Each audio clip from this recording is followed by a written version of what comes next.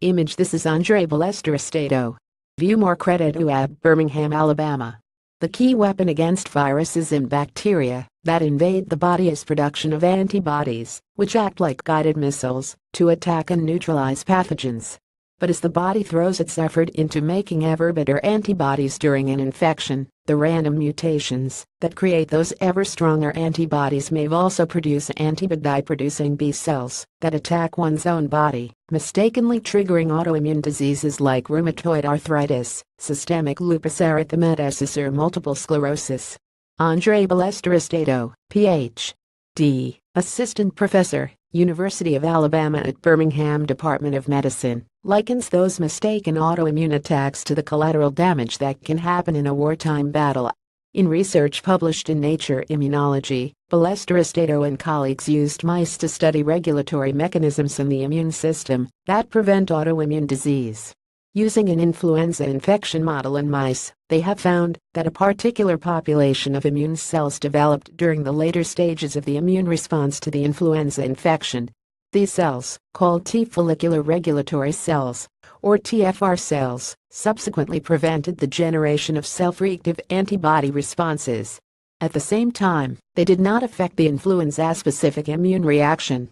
This research gives us clues of what to look for when we look at how autoimmune disease develops, BallesterosTato said.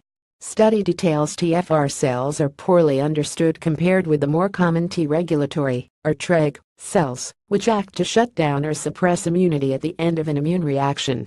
The UAB team found that the two types behave differently during influenza infections of mice. As is well known, the signaling molecule interleukin-2, or IL-2, has elevated levels as the immune response begins, and IL-2 stimulates the development of the conventional TREG cells. In the mice, these cells reached their peak 1 week after infection.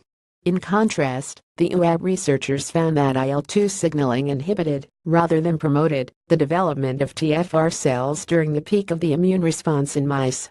This inhibition used a mechanism that depended on the BLIMP1 transcriptional repressor. BLIMP1 prevented expression of the BCL6 master transcription factor, precluding TFR cell development. When the influenza virus was eliminated and IL-2 levels were falling, some TREG cells downregulated the expression of CD25, which is part of the IL-2 receptor on the surface of TREG cells. Those cells upregulated the BCL6 master transcription factor and differentiated into TFR cells, reaching their peak numbers 30 days after infection. The TFR cells migrated to follicles of the lymph nodes, where antibody-producing B cells are known to proliferate and mutate their antibody genes to create ever stronger antibodies. In the follicles, the TFR cells prevented the accumulation of B cell variants that had mistakenly mutated to make antibodies that could attack the body's own cells. The TFR cells did not reduce the immune response against the influenza virus. Experimental methods that removed the TFR cells or prevented their development allowed expansion of B cells that made anti-self antibodies, as measured by antinuclear antibodies. In summary, BallesterosTato and colleagues wrote in the paper, our data demonstrate that IL-2 signaling temporarily inhibits TFR cell responses during influenza infection. However, once the immune response is resolved, TFR cells differentiate and migrate to B cell follicles, where they are required for maintaining B cell tolerance after infection. Thus, the same mechanism that promotes conventional TREG cell responses, namely IL-2 signaling, also prevents TFR cell formation.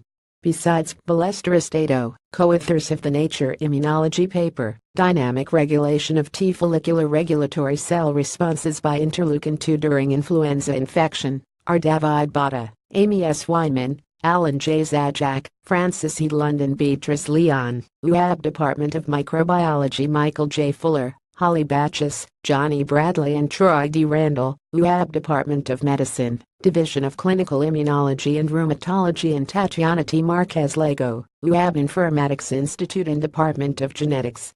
Support for this work came from UAB and from National Institutes of Health grants, AI 110,480. AI 116584, AI 097357, AI 109962, AI 109962, AI 061061 and AI 049360.